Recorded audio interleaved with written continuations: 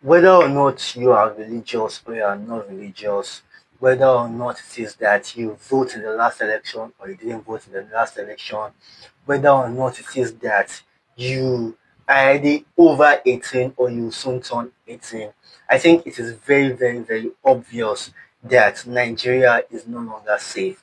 It is no longer to have a business. It is no longer safe to move from state to state. It is no longer safe to just rely on one source of income. It is very obvious the situation we are in as Nigerians is dire. I currently just finished my school and I can't really, there are a lot of problems I'm going to have to face because just getting a job, when you get a job, there's a payment, when you are going to look for a house, you are going to have to look for just things that are going to you call yourself a human being. To buy clothes is very hard, to buy food is very hard, to buy gas is very hard.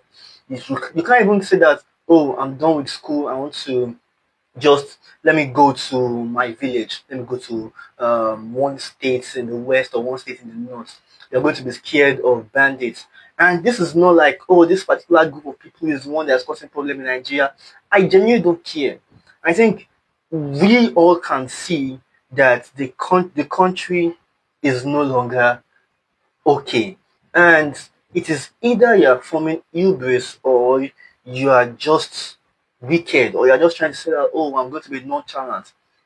Things are going to happen to you whether you pray for it or you don't pray for it. And it's going to be as a result of your silence. I have lost people because of basic facilities like light. Earlier this year, I lost someone that is dear to me in my family, and even though that was not the main cause of her death, I could say that one of the things that led to her death is because there's no facility to take care of do the proper taking care of her properly. There is no light even at the very moment where we even have to use as a family to help the hospital to be able to say that okay, let's at least provide constant power supply.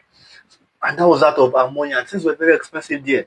And if we have seen family members have died because of they are not able to diagnose sickness as well. I keep telling people that one of the things that's going to kill you in this country very fast is the fact that you just go to the hospital for something. If you go to the hospital for something, who knows if they are not if they don't have proper diagnosis well, they can find that the thing that is happening to you is even worse than than what exactly is that you went to hospital for.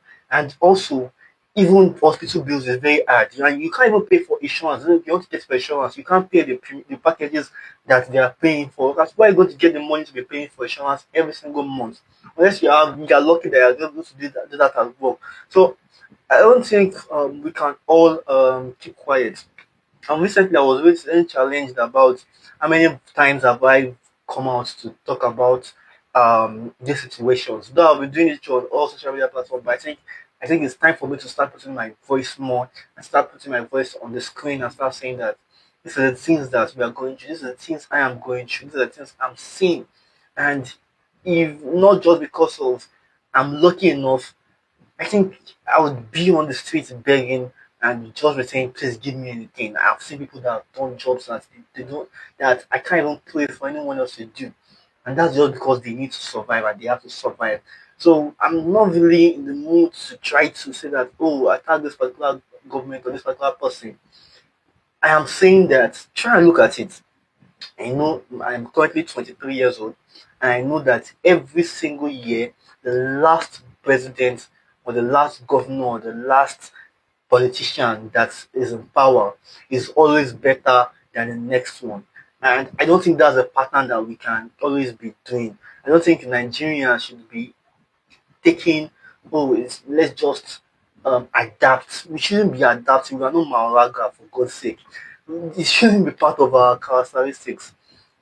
I, this country is really, really not in the right place where you have to keep quiet. I think keeping quiet is the days of keeping quiet is over.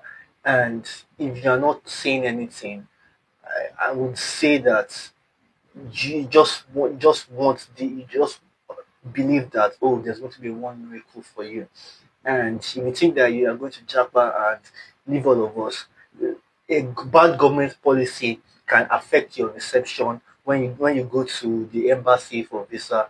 Even the money you are going to use to travel, bad government is going to be able to cut it. So if you don't, whether you don't vote or you don't speak up or you don't do something to push people to say that okay, let's talk about this thing and let's make sure that we are doing the right thing, I think we're all going to be in a bad situation for the rest of our lives. This is Nigeria, for crying out loud. This is the rest of our lives.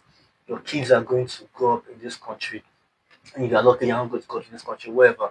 But for those that are still going to remain in this country, at least probably you're going to be here once in a while, or whatever way your future is going to be. I think it's time that we choose to do the right thing and we change this country for the better and change it for ourselves. Uh, yeah, I think that's just all I have to say. I hopefully I'm going to do more of this, and I think we need to change and we need to be able to do things for the better. This is our land, and we can't let this be the rest of our lives. We can't let this situation define the rest of our lives.